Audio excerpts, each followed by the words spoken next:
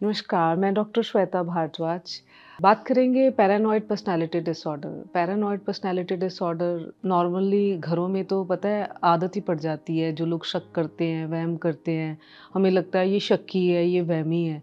हम लोग normally shaky वहमी word ही पहले यूज़ करते हैं, बाद में ये आते हैं हमारे पास हेल्प के लिए। सिचुएशंस इतनी ख़राब हो जाती है, शक और वहम की इतनी हद हो जाती है कि बंदा घर में सँभालना मुश्किल हो जाता है। I will share a story. एक हस्बैंड है, उनको अपनी वाइफ़ पे इतना ज़्यादा शक है कि वो अपने पेरेंट्स से भी मिलने नहीं जा सकती। उनको लगता है कि वो वहाँ जाएँगी या वो किसी से बात करने की कोशिश करेंगी या वहाँ उनका किसी के साथ रिलेशनशिप है।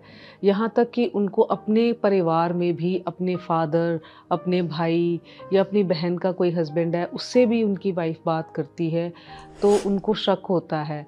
और इवन 50-60s में भी अगर वो इतनी बड़ी भी हो गई हैं, तो भी अपने बच्चों के फ्रेंड से बात करने लगती हैं, वो तो भी शक करते हैं। ये डायग्नोसिस में तो कई लोग डॉक्टर के पास जाते भी नहीं हैं, अगर सच्ची बताऊँ, यही कहते हैं शकी हैं। और वाइफ़्स या किसी का भी पार्टनर है, वो आदत डाल लेते हैं कि हाँ, तो ये तो ऐसे ही हैं, अब मैं घर से बाहर जाती ही नहीं हूँ, मैंने घर पे रहना शुरू कर दिया है। अगर हस्बैंड को अच्छा नहीं लगता, तो मैं इसी के साथ कंफर्टेबल हूँ। बट ये बीमारी है। इसका इलाज कराना है, उसके साथ जीना नहीं है बीमारी के साथ। उसको ठीक करा के अपनी लाइफ़ को ठीक कराना है।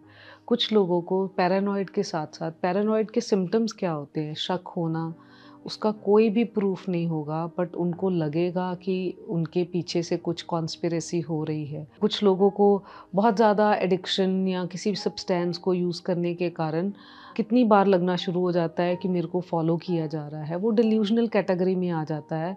बट ये भी पार्ट है शक ही का, जिसमें उनको लगता है कि कोई उनको फ़ॉलो कर रहा है और उनके घर के अंदर कुछ कैमराज़ लगा दिए गए हैं और ये डिल्यूज़नल है, डिल्यूज़नल एक्टिविटीज़ हैं और जिसमें फ़र्क समझ के हमें प्रोफ़ेशनल की हेल्प से ही उनको हेल्प करना होता है।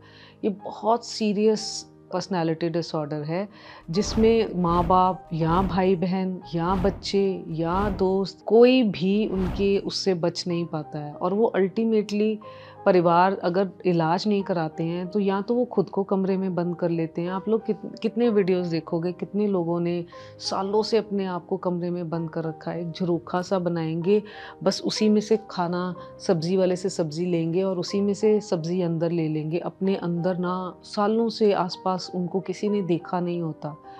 वो इसलिए नहीं देखा होता क्योंकि उनको लग रहा होता है कि यहाँ कुछ गड़बड़ है। उनको शक की बीमारी होती है, उनको वहम की बीमारी होती है और कई बारी वो वहम के चक्कर में अपनी बाउंड्री क्रॉस करते हैं, मारना शुरू कर देते हैं अपने परिवार वालों को।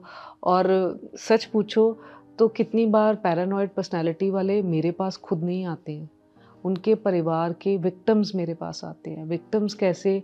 कोई भी परिवार का बंदा आएगा कि मेरे हस्बैंड, मेरे भाई, मेरी बहन, मेरे फादर, मेरी मदर, वो मेरे बारे में ऐसा सोचती हैं। उनको नहीं पता होता कि वो पैरानॉइड पर्सनैलिटी हैं।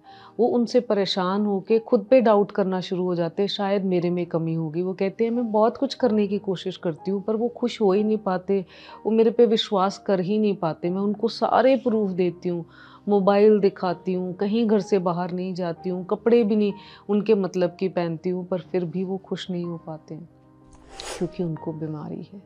उस बीमारी का इलाज ज़रूरी है। आप इलाज कराइए, वो ठीक हो जाएँगे, दवाई खिलाइए, वो ठीक हो जाएँगे, बट उसके साथ जीना मत ऑप्ट करिए। वो आपको भी बीमार करेगा। इसीलिए मैं इसको पैरानॉइड पर्सनैलिटी को सामाजिक बीमारी मानती हूँ। एक घर में एक अगर पैरानॉइड है ना, वो घर में 5 लोग रह रहे हैं, उनको 5 के 5 को बीमार करता है। फिज़िकली नहीं, मेंटली।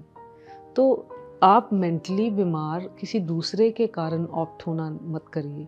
आप एटलीस्ट अपनी बाउंड्री सेट करिए, समझिए उस बंदे को किस तरह हैंडल करना है, अगर उसको डाउट्स हो रहे हैं, उसको किस तरह से कंट्रोल करना है। और CBT is very very good. CBT में उसके विक्टिम्स के लिए भी और इवन जो डिल्यूज़नल या जिनको डाउट होता है या सस्पिशियसनेस जिनको रहती है, उनके लिए भी बहुत अमेजिंग ट्रीटमेंट है। Thank you.